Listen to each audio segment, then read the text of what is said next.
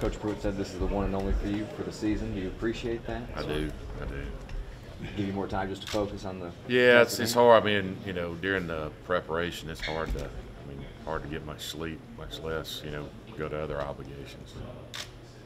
Did you anticipate it was going to be this way based on his history? Yes, yeah. With the system he's been around, that we both been around, it's kind of like, the head coach handles most of the media, and the coaches go coach. What do you want to learn about your defense over the next month before you guys kick it off? I want to learn if they can handle the stresses that we're going to try to put on them. It's going to allow them to kind of handle that during the season. We need some guys to step up and show us, whether they're capable of playing, championship level, defense. There's a lot of question marks out there because we've got about right at 30 guys that didn't go through the spring for, whether it be injuries or weren't here yet or whatever. So there's a lot of questions, as a whole. How do you think, or how's defensive play calling? How's that process going to work?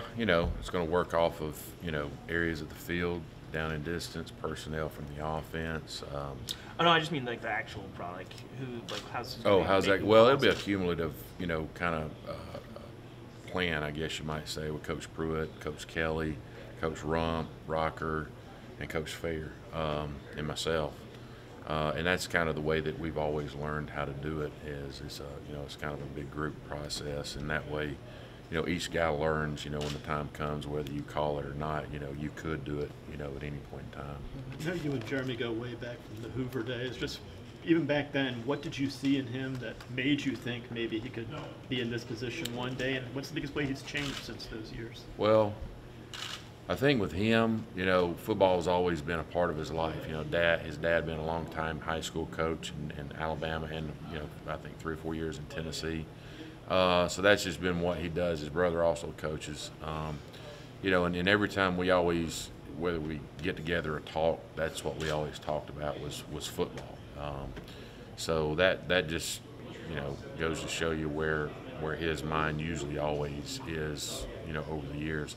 Has he changed? How has he changed? I don't think he's changed any. That's kind of who he is. What you see is what you get, and he's going to speak his mind. And if you don't want to know, don't ask. It's just the way his personality is, and I don't think he's changed any. What's success for this defense this year? What is success?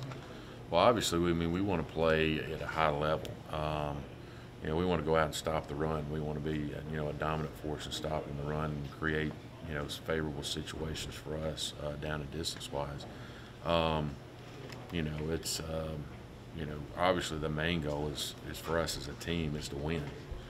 How do we do that? Well, that sometimes is the offense plays off us and we play off the offense. So sometimes it's hard to tell, but we have goals that we set for ourselves, as a season and as each game that we want to do that feels like it'll allow us to put us in a situation to win.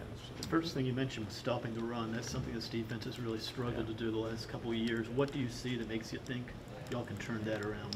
Well, I think the fundamental parts of playing the run and playing blocks and assignment ball and being tied together as a defense is basically where you have to start at. So us, it starts up front in the defensive line. Those guys have got to do their job. They've got to control the run, strike with their hands. Linebackers have got to be able to fit off of that, and then the secondary's got to be able to fit off the linebackers. And what each guy has to do is they have to trust within the scheme that if I do my job, we're going to be successful as a unit. And so that's what we've got to gain, and we've got to kind of preach to those guys and continue to get them to buy into. You guys experimented so much, and you guys experimented so much in the spring. How do you feel like this preseason camp is going to compare to the spring? Do you feel like that's sort of behind you? What does that now look like? We're always, going to move guys around to multiple positions. Just kind of creates depth for us without numbers. It'll be very similar. We'll obviously put a little bit more on the guys than we did in the spring because we have more days. But as far as a daily practice, it's going to be the same type of regimented practice that we had in the spring. Do you feel like you know this team, though, at this point? Oh, yeah. You know the guys a lot better now than you did then. But then there's still, like I said earlier, there's right at 30 guys that didn't go through spring on our team. And a lot of those guys are defensive guys, so you still have to see those guys go out there and run around and participate. So there'll be a lot of question marks there. we have to get answered. Kevin, do y'all have any alphas on this defense yet? And really, how important is it to kind of find some of those guys who really spearhead the unit? We do. I think a lot of those guys are still trying to fill us out, just like we're trying to fill them out. But that's important. You need leaders, on your team every year. You're going to depend on guys that have experience, at playing college football and in this league. You're going to depend on some guys that play certain positions where you need them to be vocal for the team. That's going to be big for us. We're going to need guys that can kind of, when things maybe aren't going the way they need to be, they can step up and respond to that. Don't know who those guys are yet. That's what we're going to find out, during fall camp. You've coached some really good linebackers. Can Daniel Batuli, obviously interior versus the outside guys that you've coached, but can he be that guy in the middle to kind of yeah, he can, but there's a lot of guys on our team. Kyle Phillips, Jonathan Kongbo. I mean, there's, Nigel Warrior, Mike Abraham. You could go through the whole deal, and every single one of them have what they need to have to be, a leader on this defense.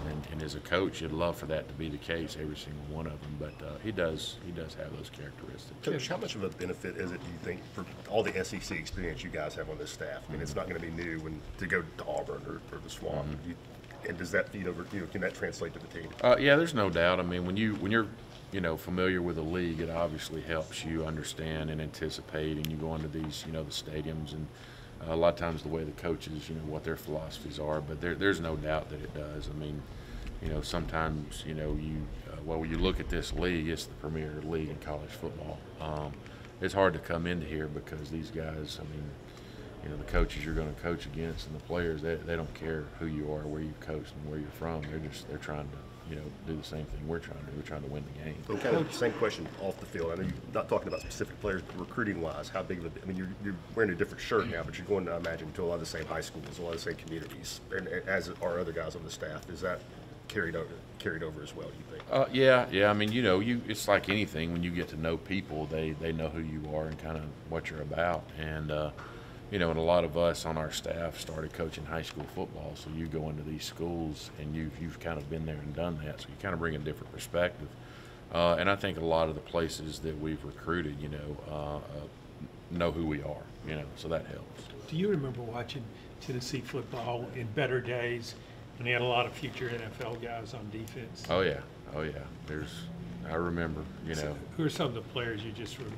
Oh, yeah. Al Wilson, Leonard Little, I mean, Peyton Manning, Jamal Lewis. I mean, how long do we have? I mean, there's a lot of really good players that have come through here, and even if I didn't watch them when I was growing up, I know the name, and and it's one of the top programs in the country historically, and yeah, we want to get it back to there.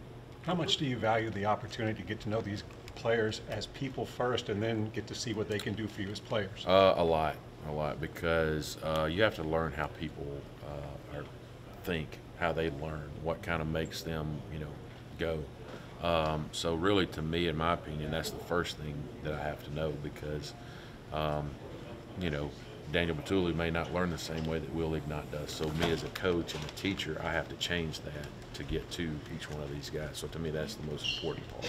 But Jeremy's worked with with you and a lot of these guys on staff. How much, obviously the dynamic changes with him in charge, but that personal history, how does that kind of help in terms of the chemistry? It helps. You can anticipate maybe what he wants. He doesn't have to go into a long, elaborate discussion about what it is if you kind of have been there, done that before. It helps. A lot of times when you have history with a coach, you can help other coaches on the staff understand what it is he is looking for. Kevin, ideally, how many guys would you like to rotate up front in that base 3-4 scheme? As many as we can. I mean, the more you have, the better off you're going to be. So we're going to press our guys to compete every day, and a lot of it depends on the limitations we have when we're on the road traveling and things like that. But as many as we can get. I mean, if we can get 3 deep at every position, that's great. And we're going to play as many guys as we can, because that's just our philosophy. We're not going to go out there and keep guys fresh on the sideline. We're going to put them in, and we're going to let them play. Did y'all rotate about 9 or 10 last year at Georgia? With your position group, how important was it to get Darren Kirkland back? And I know you didn't really see him out there this spring, but what do you feel like he can add to that group? He has some experience. He's played in some games, and we're obviously glad that he's back, and and he's healthy now. So you know, it's every guy in that group matters though. That's the thing. You know, one's not really more important than the other. But we're glad that he's going to be back out there this fall. You know, running around. What do you healthy. think? What do you think you have learned about these players as people?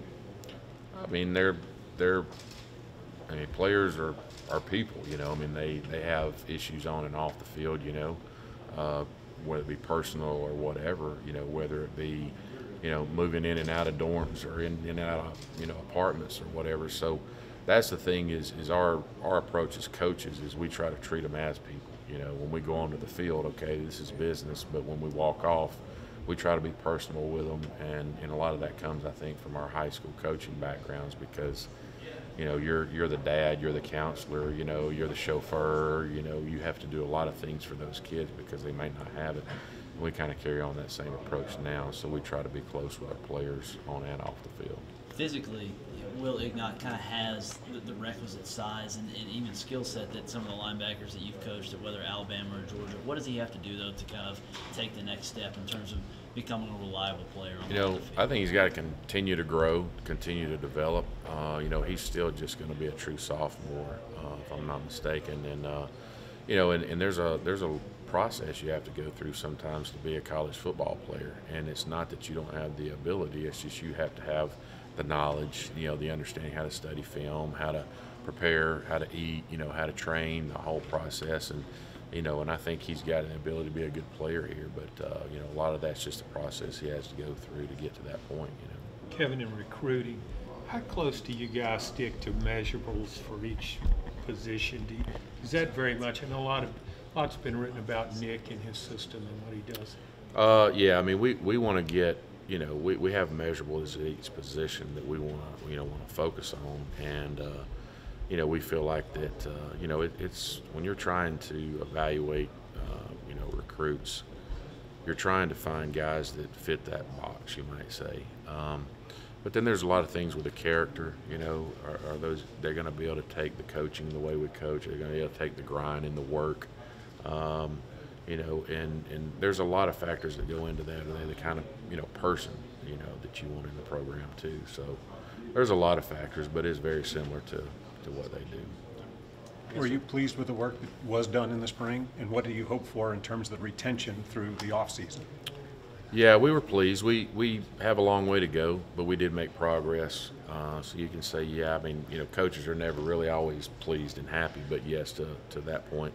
You know, from that point till now, you know, the guys have gone out, you know, we get to meet with them, you know, 2 hours a week, and then they get to go player ran, you know, 7-on-7s, and so, you know, that's helped them. They're going to have some knowledge and more reps, you know, from then until now. So those things should be a positive, I hope. So we'll see in a day or two. Are you going to stay on the Two field? more questions, guys. Yes. Mm-hmm. And call plays from the field? Yes.